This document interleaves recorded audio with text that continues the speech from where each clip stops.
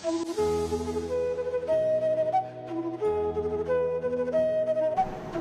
49. The Coffee Receipt.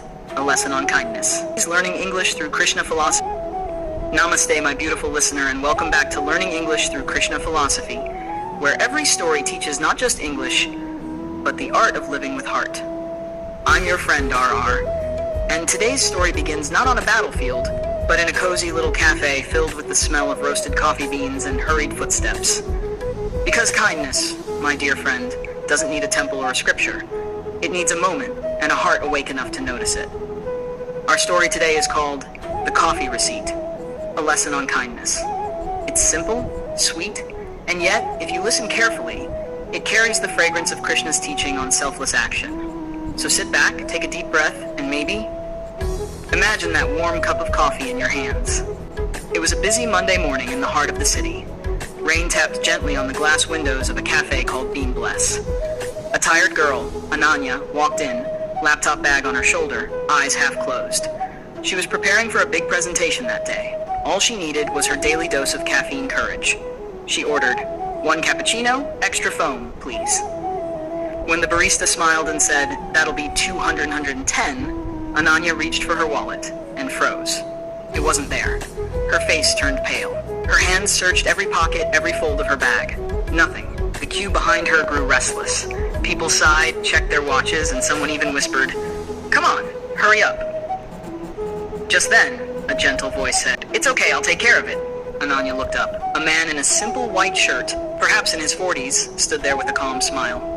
He handed the cashier a note and said, "Make it 2 cappuccinos. She looks like she could use one." Ananya tried to protest, "No, sir, please," but he shook his head. "Just pass it on someday." When she got her coffee, the cashier handed her the receipt. It read, 1 extra cappuccino paid forward. That small slip of paper felt heavier than gold. She sat down staring at it, and for the first time in weeks, her heart felt warm. That day, her presentation went brilliantly. Weeks later, Ananya found herself at the same cafe, and when she saw a young man struggling at the counter, she smiled and said, "Oh, it's okay, I'll take care of it. Just pass it on someday." The barista smiled knowingly. And so, the chain of kindness continued, quiet, invisible, yet infinite. Now let's pause and think. What does a coffee receipt have to do with Krishna's philosophy? In the Bhagavad Gita, Krishna says, "Do your action without expectation of reward."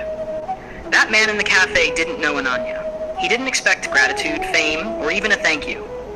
He acted without attachment to the result. And that is karma yoga. In life, kindness is not about how much we give, but how silently we give it. Krishna teaches us that when an action comes from pure intention, it becomes divine. When you offer something, a smile, a helping hand, or even a cup of coffee with no motive, no expectation, you become a messenger of Krishna's compassion. So, my dear listener, let's have a heart-to-heart for a moment. When was the last time someone's kindness surprised you? Or when was the last time you offered something, not out of duty, but love? Maybe it was letting someone go ahead in line. Maybe it was listening to a friend who just needed silence.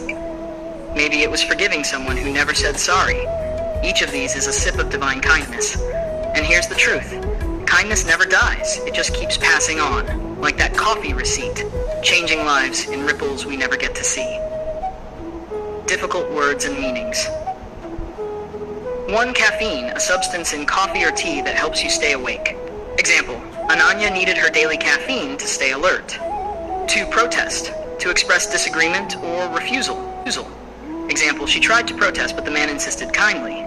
3 expectation, a belief that something will happen. Example, true kindness expects nothing in return. 4 attachment, emotional dependence on results or people. Example, Krishna taught to act without attachment. 5 compassion, deep care and empathy for others. Example, his compassion showed in that simple act of paying for coffee. Let's see what we learned today. Kindness doesn't need a big stage. It needs a willing heart. Every small act can be a ripple of divine love.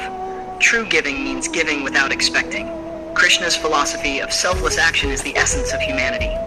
The world changes, not by loud revolutions, but by quiet kindness, 1 coffee at a time.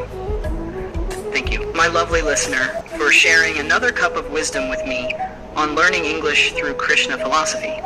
If today's story warmed your heart, share it with someone who's been kind to you lately, or better yet, Be the reason someone smiles today.